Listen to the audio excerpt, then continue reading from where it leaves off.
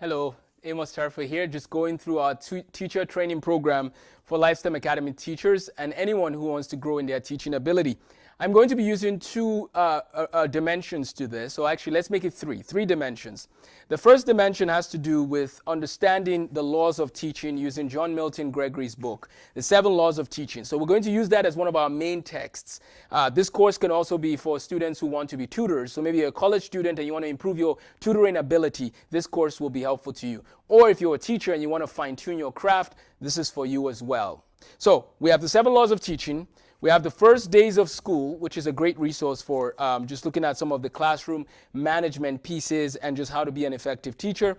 And then lastly, we have a book called Peak by Anders Ericsson, which talks about deliberate practice. And this is especially important for those who want to be math instructors. We need to teach students how to be good, people that practice properly, like teach them how to use good practice strategies. So, welcome again to lesson 1. I'm wearing my Cambridge sweatshirt. We got a chance to visit Cambridge University in May, and it was a blessing to just be in England, see Oxford and Cambridge and Edinburgh. We went to Edinburgh, Scotland because of James Clerk Maxwell and getting to see some of his house, which is now like a museum basically. But my name is AmosTheSTEMGuy. As I said earlier, I have taught now in different capacities for over 10 years, and I love helping students understand the material they're learning and flourish in the material, but I also love giving them direction for life, where they headed. So one of the first things I'll mention is for teachers, we always need to keep the destination in mind, a general direction. We might not know the specific for that student, but we need to encourage the student to explore a destination. That is a good skill. So The 7 Laws of Teaching is the first book that I'm going to focus my time on. And this is written by John Milton Gregory. It has a foreword which goes over some of his story of who he was and what he did. This book was first published in 1886, which is interesting because it was right around that time we start getting more of this factory-style education model coming in the 1890s and so on.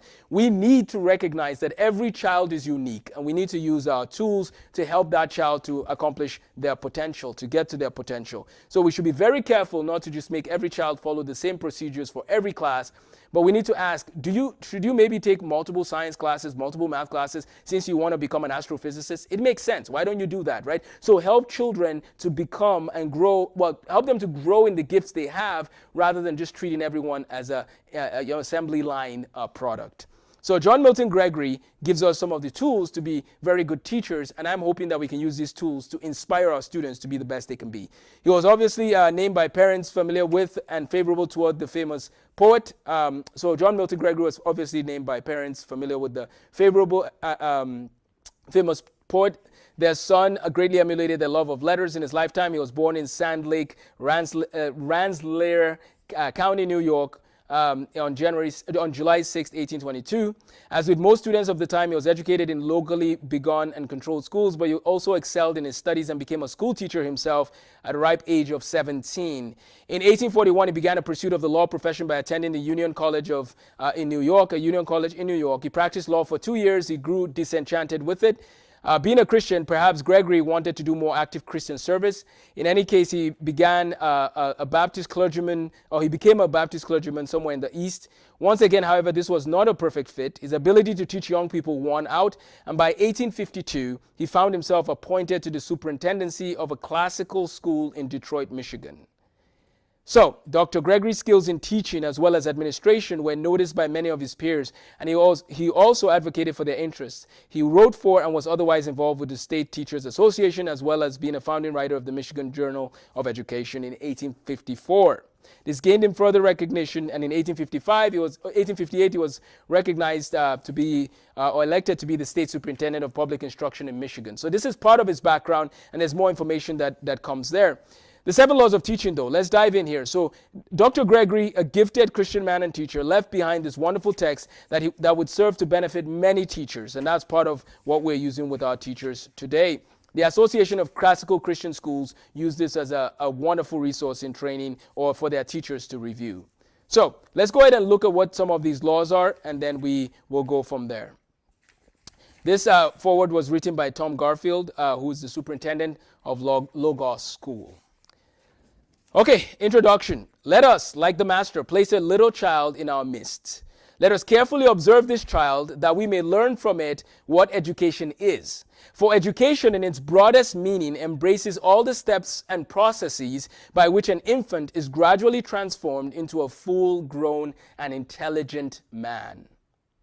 Education, in its broadest meaning, embraces all the steps and processes by which an infant is gradually transformed into the full-grown and intelligent man.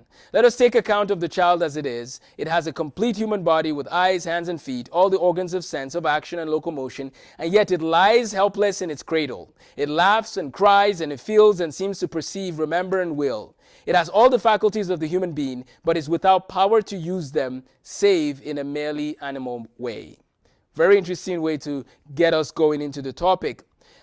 He goes on and gives very detailed information on this, and I'm not going to read the whole book to you. You can find audio readings of this online if you want. But I want to just focus on what are the 7 laws of teaching. Let's take 7 weeks, one lesson, one law at a time, and let's learn the 7 laws of teaching. And then I'm actually going to skip ahead to one of the laws and just read you a section that really, I think, stands out to me. So the first law of teaching is the laws of teaching. Teaching has its natural laws as fixed as the laws of circling planets or of growing organisms. He's saying that teaching has laws, just like we talk about the laws of physics and so on. Teaching is a process in which definite forces are employed to produce definite effects, and these effects follow their causes as regularly and certainly as the day follows the sun. What the teacher does, he does through natural agencies working out their natural effects. Causation is as certain, if not always as clear, in the movements of mind as in the motions of matter. The mind has its laws of thought, feeling, and volition, and these laws are none the less fixed that they are spiritual rather than material. The mind has its laws of thought, feeling, and volition, and these laws are none the less fixed that they are spiritual rather than material. To discover the laws of any process, whether mental or material, makes it possible to bring the process under the control of him who knows the law and can command the conditions. When you take the first days of school and you talk about classroom management, you take the 7 laws of teaching and you're able to look at how can I use the faculties I have and the tools I have to inspire students to care. Now we're talking. That's what we want to do. We want to have classrooms of pleasant experience. And this is a word of caution for students, of course. I know they're not necessarily watching this course, but students need to recognize that they have to be considerate of their classmates and allow the classroom to be a pleasant place for learning.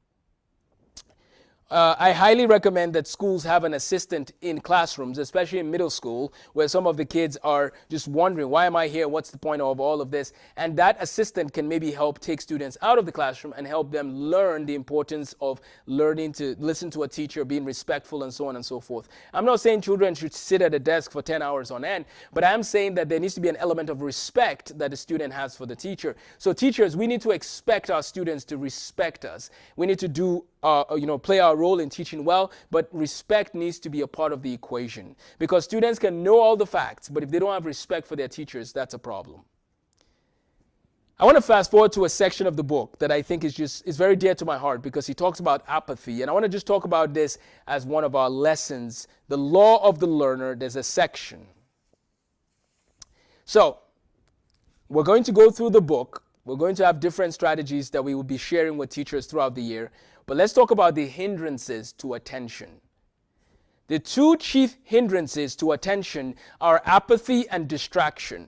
The former may arise from constitutional inertness, from lack of taste for the subject under consideration, or from weariness or other unfavorable bodily condition of the hour. Distraction is the division of the attention between several objects. It is the common fault of undisciplined minds, and it is the foe of all sound learning. The quick senses of children are caught so easily by a great variety of objects, and they find in each so little to interest them, that their thoughts fleet as with the tireless wing of a butterfly. Memory holds with loose grasp the lessons learned with apathy or distraction, and the reason refuses such poor materials for its work.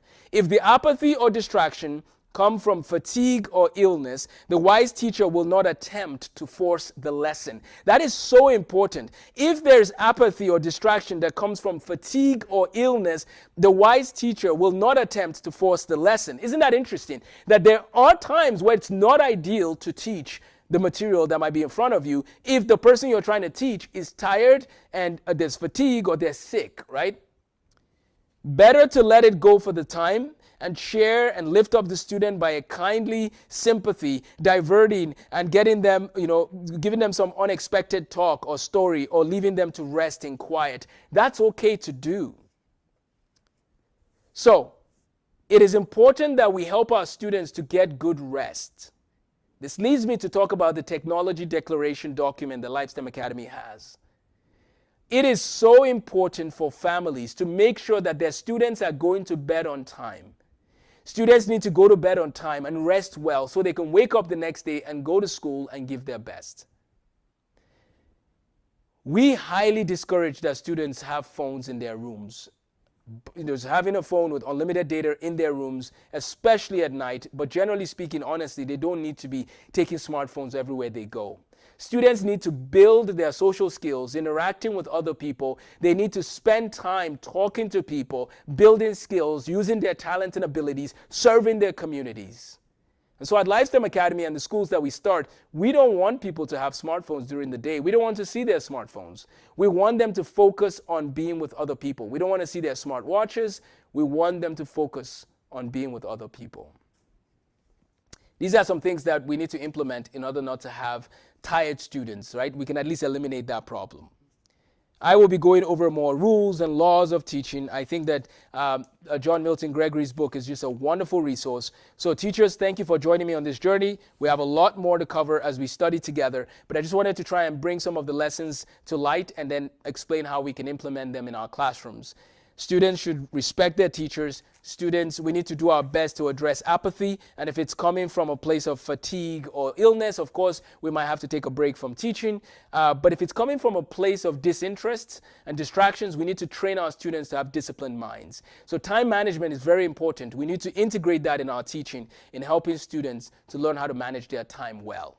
I hope this has been helpful to you as a teacher or to anyone who's watching. Please feel free to subscribe and share with others. We will keep going through the 7 laws of teaching in our future videos in this series. Take care and have a blessed day.